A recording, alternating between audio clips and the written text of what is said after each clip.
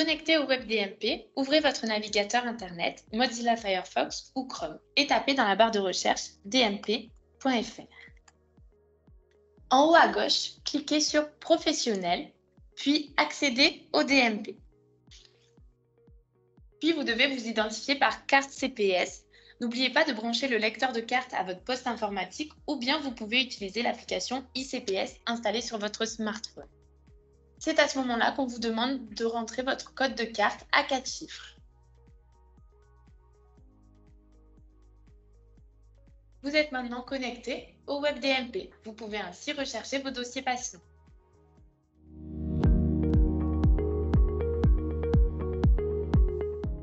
Une fois que vous êtes connecté au WebDMP, sur le premier plan, vous allez avoir la partie Recherche de dossiers patients.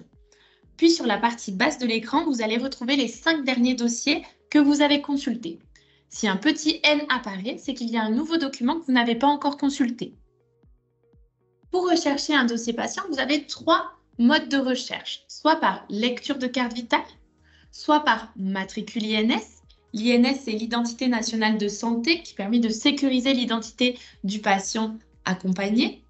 Vous allez retrouver ce numéro sur les documents médicaux de votre patient ou sur votre logiciel métier dans la partie dossier administratif. C'est la recherche qui est préconisée. Et vous avez également la possibilité de faire une recherche par trait d'identité avec le nom, le prénom et la date de naissance, mais il faut avoir une vigilance accrue lorsque vous utilisez ce type de recherche. Je vais donc vous montrer la recherche par matricule INS. Je tape mon INS, je clique sur « Rechercher » et je vérifie que c'est bien le dossier que je cherche. Puis je clique sur « Accéder au DMP ». Il s'agit d'une autorisation classique puisque mon patient est au courant que je vais consulter son DMP.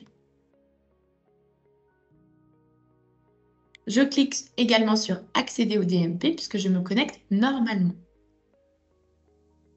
Et vous pouvez ainsi accéder aux documents médicaux de votre patient.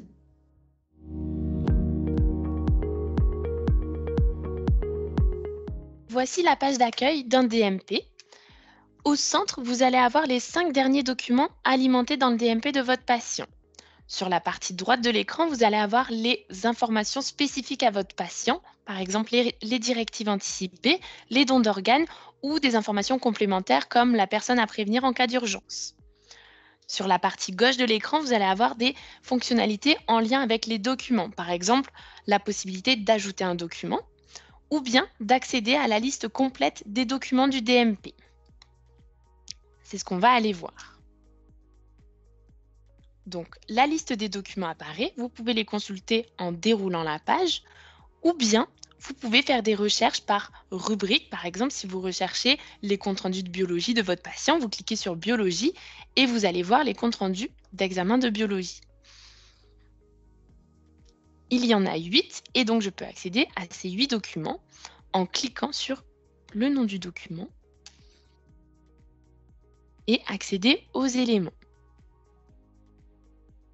Sur la partie haute de l'écran, vous allez avoir les spécificités du document avec le type de document, avec le titre du document, la date à laquelle il a été rédigé, la date à laquelle il a été ajouté au DMP et par qui il a été validé. Vous avez également la possibilité de le télécharger. Lorsque je reviens à la liste des documents, j'ai aussi la possibilité de filtrer des documents par auteur du document, par profession ou par spécialité, si je recherche sur une spécialité en particulier, ou bien par périodicité, c'est-à-dire si je recherche sur une période spécifique. Par exemple, là, je vais chercher par exemple sur le mois de septembre 2023, par exemple.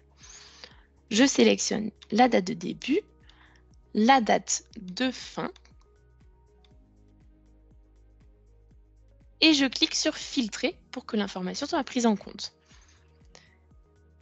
Et il apparaît le document qui a été alimenté au mois de septembre dans le DMP de mon patient. Vous pouvez ensuite revenir sur la page d'accueil en cliquant sur « Récapitulatif ».